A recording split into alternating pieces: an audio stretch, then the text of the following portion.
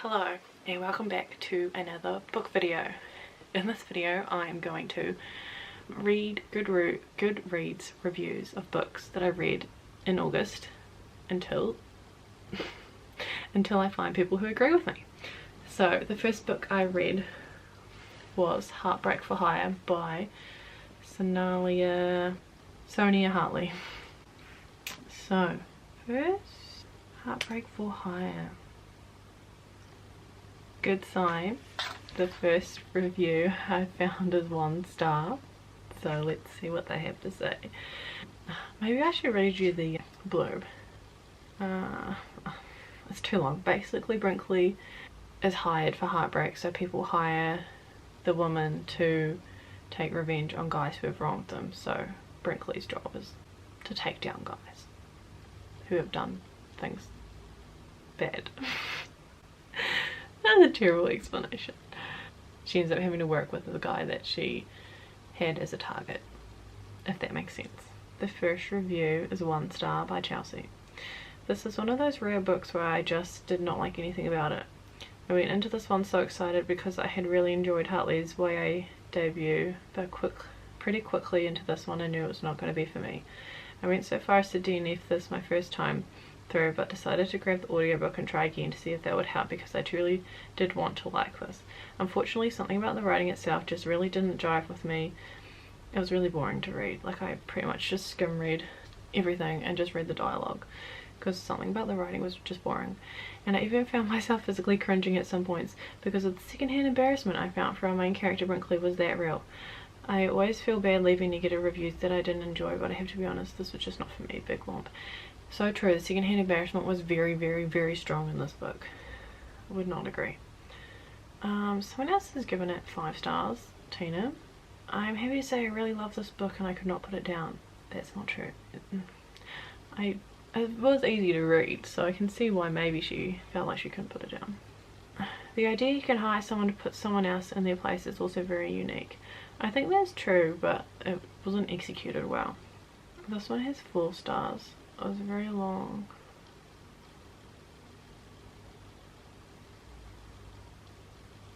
Everyone's rating it too highly. Another 5 stars or 2 stars, okay. From the start I was uncomfortable with both how women and men were portrayed, and also uncomfortable with how steamy the romance was between the main characters of Brinkley and Mark. While this book sounded like it would be cute, for me it simply left a lot to be desired. As I am only one reader, I encourage others to read additional reviews, as this book might be up your alley. No. Spoilers or spoilers. Okay. When she gets sent on her first mission we go along with her on, she fails and gets some oral instead because the mark is just her type and they have sparks. Sure, okay. But before she can come, she gets out of dodge and hides behind a dumpster, because what is she doing?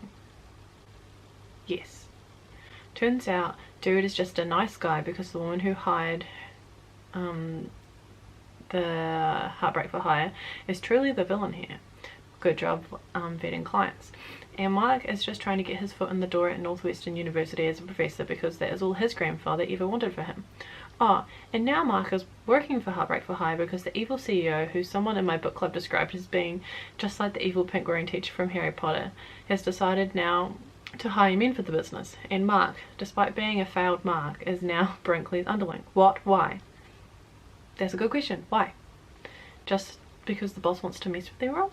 Of course, Brinkley has already fallen for Mark, all the while bickering and fighting, and he is apparently the bee's knees, and she worries about ethics all of a sudden, while also getting a bar to chance little dick at a shitty bar for revenge, and another crowd chanting finger butt at another shitty man. Is Brinkley good at this job? Seems to me she just throws lame and offensive names out there and is chaos in each situation. Very true. Anyway, I do not get what this book was trying to do. All Brinkley wants is her gallery on her own merit. That doesn't happen on her own merit, and I never get why Mark would actually be in love with her, or frankly really anything about him. There's also a shitty mum subplot, a sperm donor subplot, and oops, I wrote a secret article about your shifty job subplot, and well, I just didn't like any of it all. Also, if your cat doesn't like wearing sweaters and attacks you all the time, this isn't a good thing. And if the cat scratches you and hisses at you because it's forced to wear a sweater vest for the grovel, well, why are you torturing the pet? Anyway, what a wild ride this was. I am excited to talk about it at book club. Somewhere I read a review calling this charming imperfect, no, Okay, I could not get a more accurate review than that by B and her books. That explained it very, very well why I did not like this book.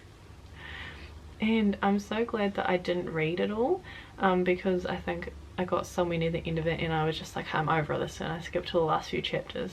And there was obviously like a whole third act fight with her and Mark, where I guess he must have written an article about the workplace, and I'm glad that I didn't waste my time reading that. Okay, that's Heartbreak for Hire. And then I read Jade City by Fonda Lee.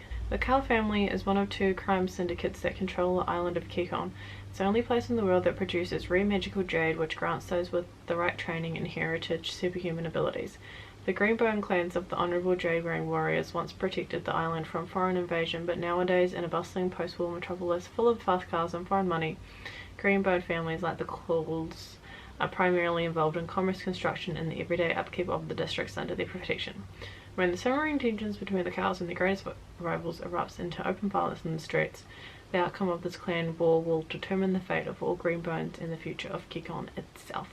I actually DNF'd this book when I was 68% of the way through, so I don't really even know what happened in the end. It's quite highly rated, the average of 4.11 stars. 4.11, 4.11 stars. This person has given it 5 stars per tweak. I don't really want to read a whole summary. This person has said, if you're reading the book for the first time and at first you feel the same as I did, be patient. Trust me, it's worth it. The first 31% of the book was the calm before the storm. But then I saw the storm and the storm was boring. Once the story went past the first interlude, the storm of blood and tension compelled me to continue reading non-stop. I immensely enjoyed reading Jade City. It was a fantastic read. They're all 5 stars. I think what this person has said has demonstrated why I DNF'd this book, even though they've given it 5 stars. It's because this character that they're talking about dies really anticlimactically.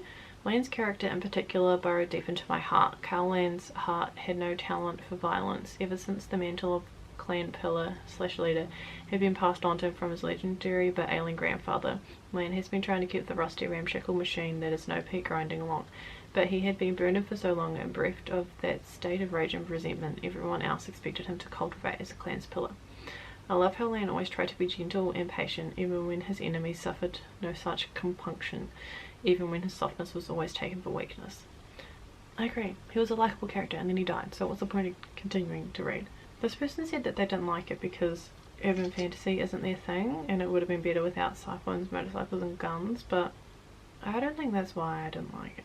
I just need to find someone who hasn't read it, who hasn't rated it so highly. Okay, I need to filter it by stars. Do you think 3 stars is too generous? People still have nice things. Bethany has said, I realise I'm very much in the minority here, but this is an odd case of a book that is objectively good and I can see why so many people love it, but it didn't quite work for me. What's funny is I normally would have tried Jade City based on the premise. I wouldn't have normally tried it, but so many of my friends had raved about it and talked about such political intrigue that I wanted to give it a try.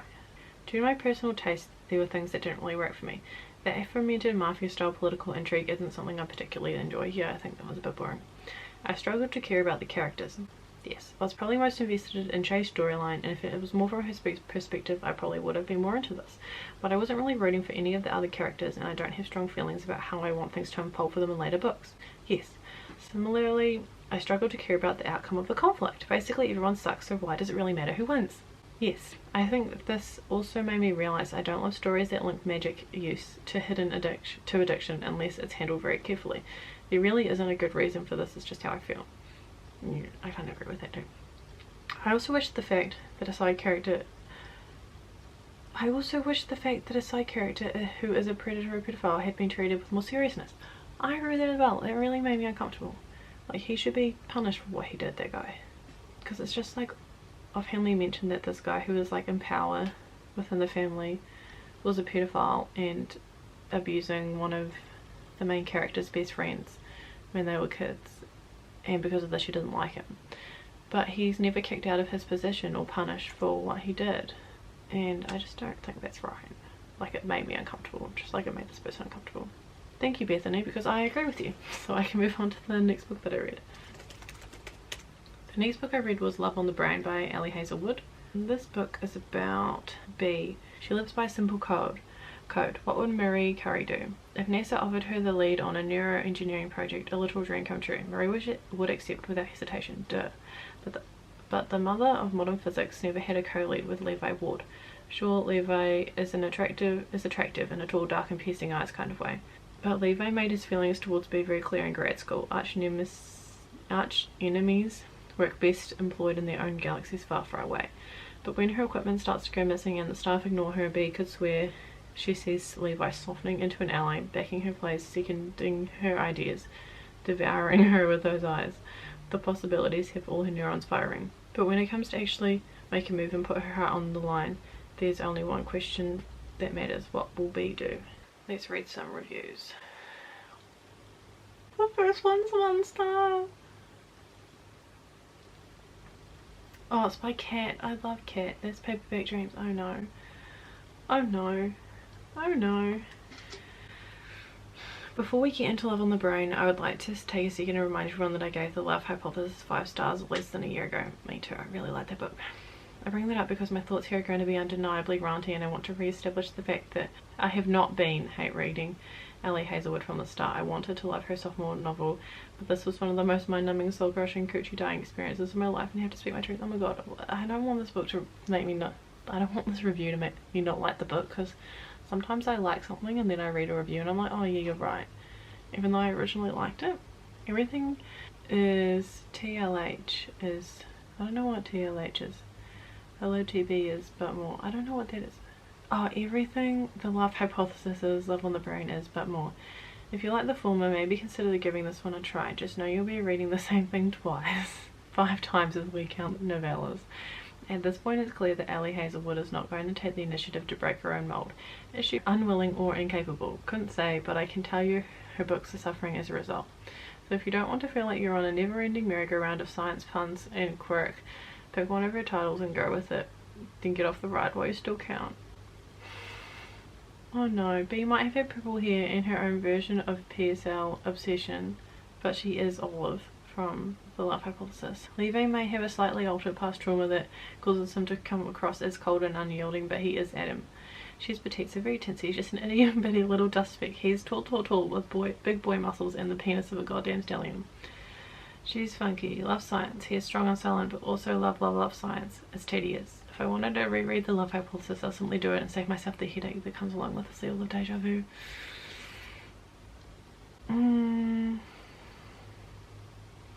That's true. The first time I read Ellie Hazelwood's rendition of Enemies to Lovers, I thought it was cute. Now I'm fed up. You're telling me that an adult man who leads teams of people and is smart enough to launch rockets, or some equally impressive spaceship, cannot physically stand to be in the same room as a girl he thinks is pretty.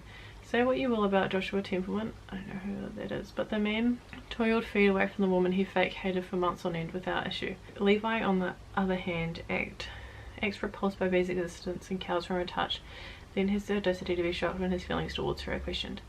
Get a grip and grow the fuck up, my guy. She may be a neuroscientist, but she can't read your mind. And as much as I love shit-talking fictional men, we can't exclude B from the blame. Miscommunication is one thing, but there's something so juvenile about the brand of confusion struck up between the couples in this universe. If I had a nickel for every time one of Ellie's protagonists decided to operate based solely on presumed slights and imaginative beef, I'd have 25 cents, which isn't a lot, but it's weird that it's happened 5 times.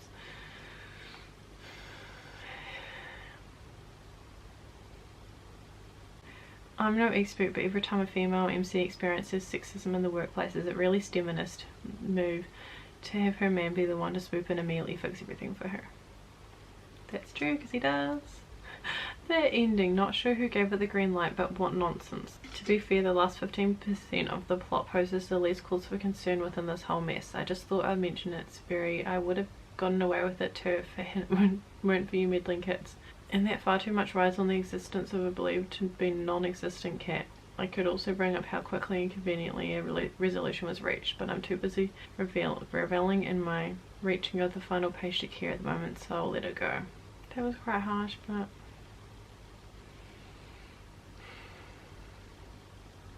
This person said it took everything I loved in the Love Hypothesis and added even more. So thank you, Kate Jacobs, for saying something nice. It was perfect, the romance. Levi is an incredible love interest, and by that I mean I'm absolutely in love with him. He and B went to the same grade school where his hatred of B was known by everyone for reasons she never quite understood, so when they're forced to co-lead, B must put aside the past to work towards her future, but of course not everything is what it seems. The dynamic was so fun to read, and I really love them as a couple, but they aren't the only characters in this book. One character that stole every scene she was in was Rockio, B's RA. She was such an entertaining character, I genuinely don't know how to describe her other than the fact that she's iconic. In the end, this book was even better than I had hoped. I can't stop thinking about it, and I can't wait to see what Ellie Hazelwood writes next. I agree with that.